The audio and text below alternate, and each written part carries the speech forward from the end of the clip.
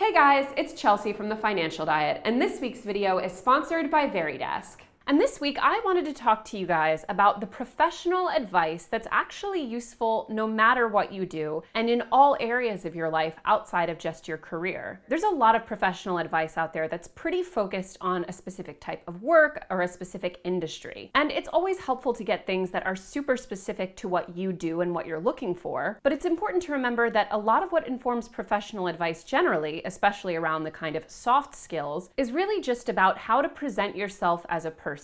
And sometimes it's easier to take this professional advice when we remember that it's not just about the actual hours we're sitting at the office. It's about learning how to curate how we come off to people and how we receive people. Because so much of your professional advancement often just comes down to, I really like that person. And so much of what can hold you back are fears that are more social than they really are professional. So the more we can think about them in the broader context of our life and not just limited to the times that we're sitting in front of a computer or wherever we happen to work, the more useful this advice will be to us. So without further ado, here are 5 pieces of professional advice that will make you a better person. Number 1 is don't be afraid to ask questions, unless they're bad questions. How many times have you prefaced a question, even a very legitimate question, with sorry to bug you, or sorry I'm so annoying, I have so many questions, or basically just excusing yourself for wanting to learn? Especially if you're a woman, probably a lot. And this is such a shame because asking questions shows that we're curious and we're engaged and we want to take the time to do things well. Now, obviously, there are going to be times when you're asking questions because you weren't really paying attention, or you're asking questions which you already have the access to answer, or could just fucking Google. But provided that the question is a thoughtful one and is aiming to help you do better, you should never ever apologize for asking it. And in most cases, it's better to ask than to do something without quite knowing what you're doing and deal with the repercussions. So if you're asking these thoughtful questions, you should never ever apologize for it and should be confident and frankly remind yourself that the world would be a better place if more people were inclined to ask good questions. But when it comes to bad questions, as I mentioned before, any question that you could answer yourself, already have the answer to, or have asked a bunch of times is generally speaking a bad question. And those are the questions that lead people to feel frustrated or annoyed, or like they don't want to take the time to deal with your annoying bullshit questions. Because most of the time, bad questions are just rooted in laziness. You'd rather bug someone else than take the 30 seconds it would take to Google it. Becoming thoughtful and unashamed about asking questions is not only a great way to understand the work you do better, it's actually a great way to bond with the people that you work with, especially those above you. It shows that level of engagement and allows them to be a mentor. But generally speaking in life, becoming a master at not just knowing what is a good and bad question, but being totally unafraid and unembarrassed to ask the good questions makes you a generally better person. It shows the humility that you don't pretend to know things that you don't, or breeze past what might be a complicated solution. It shows that you're listening to people and that you take their advice seriously. And it shows that you're not afraid to be curious. So both professionally and in life, becoming a master of questions is something you'll want to do ASAP. Number 2 is not being shy about admitting when you don't know something. This is one of those things that really frustrates me about the brand of feminism that's all about women needing to become more tough and less traditionally feminine in the workplace. Because often the characteristics that are more associated with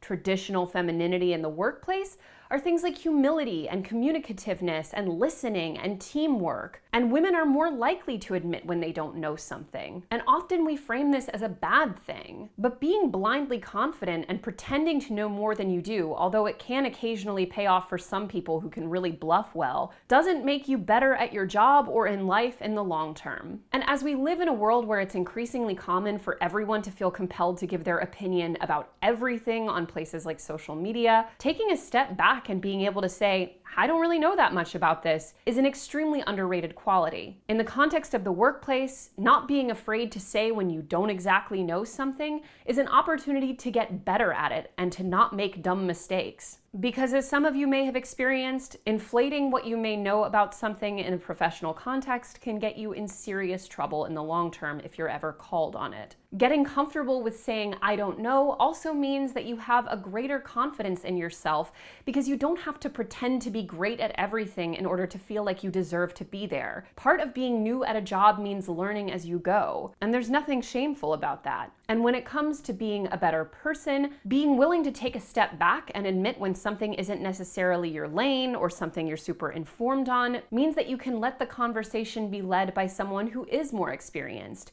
It shows that you're more willing to learn and adapt, and frankly often makes you more pleasant to be around than someone who feels compelled to pretend to be an expert on everything. Especially women who are often taught the value of faking it until you make it, sometimes it's better not to fake it, particularly when it comes to stuff where you have no idea what you're doing. Do you want your surgeon to be faking it until he or she makes it? I don't. Number 3 is owning your mistakes. Now, this is another thing that women are often chastised about, that we're too quick to apologize in the workplace.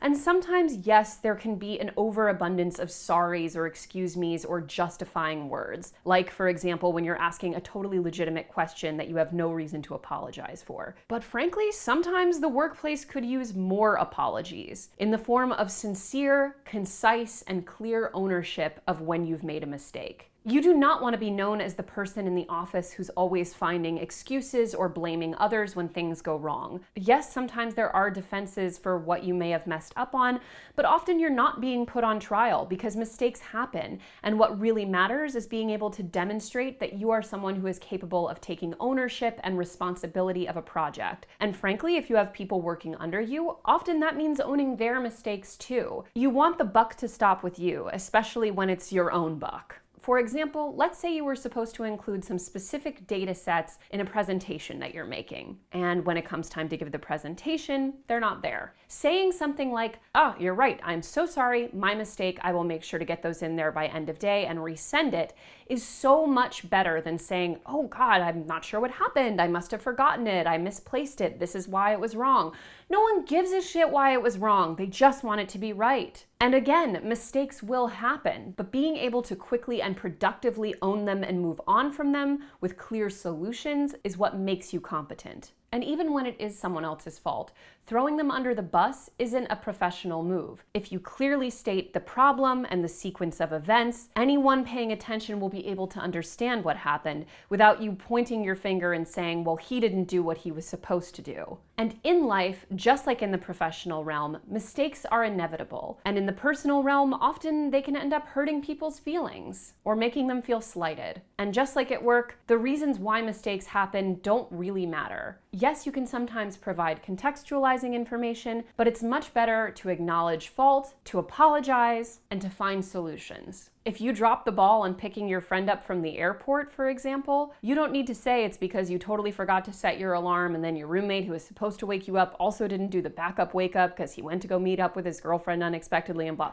No, just offer to reimburse them for an Uber. It is extremely adult and chic to be able to own your mistakes. Number 4 is not being afraid of setting boundaries. Now, I should make this disclaimer that if you are working in a job where there is just no respect for professional boundaries, you're expected to be available at all times, and your work-life balance is being constantly thrown out of whack, that's a problem with the job, and you have to look into ways of finding a new one. But provided you work at a job where there is a reasonable expectation of boundaries, it's up to you to decide how much they are really enforced. If you start responding to emails late at night or on weekends, that creates a precedent. If you start thanklessly taking on other people's work, that creates a precedent. If you end up working on your vacation days, even though they've been marked on the calendar for months, that creates a precedent. And you really have no one to blame but yourself when people start acting on that precedent. And it's not just you. If you're someone who shows up super early to the office, works straight through lunch at your desk, and stays late, that creates expectations for the people around you.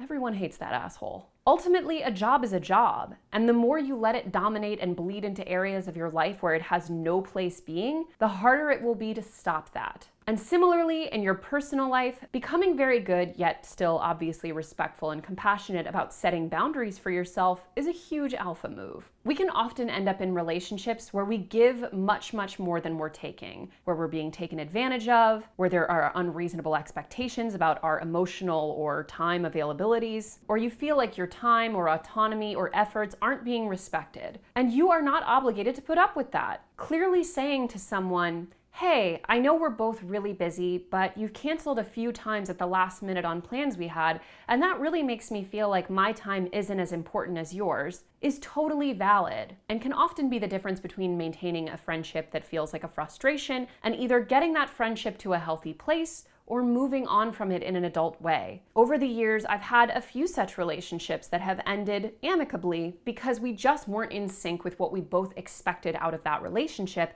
and I felt as though my boundaries were not being respected. And though I may have many flaws as a person, being super clear about having grown-up conversations about the state of relationships is not one of them. And I can say with absolute clarity that having those conversations doesn't just help fix those relationships, it gives more space and more energy to the relationships where your boundaries are respected and your efforts are reciprocated. Setting boundaries is incredibly important at work and in life. And lastly, number 5 is making the most of opportunities, even the less cool ones. It is inevitable in your career that you will be working sometimes at jobs that you do not feel crazy about. They feel like a stop to get to the next destination, or they feel like something that you don't really want to show up to every day, or they just feel extremely boring and tedious, even if you thought you would love the job. But ultimately, there is something to be taken from every career experience, no matter the genre of work it is or how long you're spending there. And more importantly, you doing a good job, the best you can do for each job, isn't just for them, it's for you. It's for your integrity, it's for your experience, it's for your reputation, and it's for the skills that you take from it. You might be working, for example, in an extremely boring and tedious admin job that you can't wait to get out of. But by excelling at that job and taking it seriously while you're in it, you can not only learn vastly more from that job and come away with a great reference, but you might be surprised at the opportunities that come your way just from doing good in it. Often career paths don't go the way we think we do because we end up getting detoured by opportunities we couldn't have even anticipated. And a lot of times being at the right place at the right time and making the right impression is the key to getting there. And remember that you are always free to keep looking around while you're in a position that may not be ideal, but that doesn't mean going total senioritis on your current work. For example, you might be able to learn a tool or software at your current job that might be useful in a future one and would make you better at your current job while you're already there. The point is, resenting where you are career-wise and feeling totally checked out every day does no one any favors, especially yourself. And similarly, in your personal life, there are going to be many moments that don't feel totally ideal.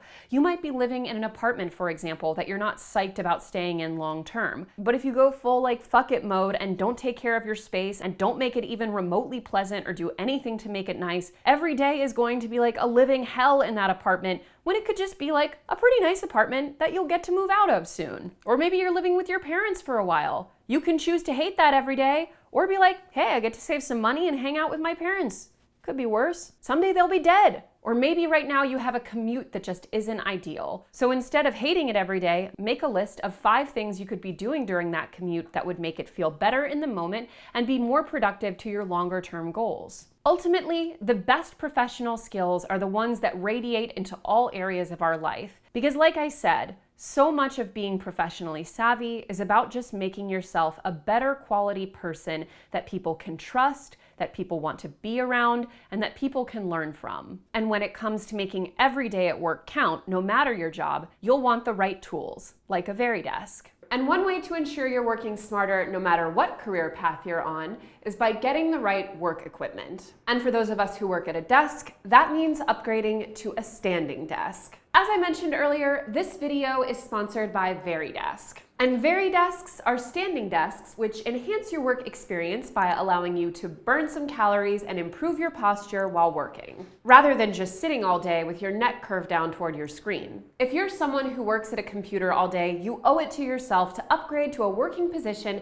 that actually leaves you feeling good at the end of the day. VeriDesks come quickly, they're set up right out of the box, and they're both sturdy to use and aesthetically pleasing on any existing desk. Treat yourself to a better work experience by clicking the link in our description to get a VeriDesk today. And thanks again to VeriDesk for sponsoring this video. As always, guys, thank you for watching, and don't forget to hit the subscribe button and to come back every Tuesday, Thursday, and Friday for new and awesome videos.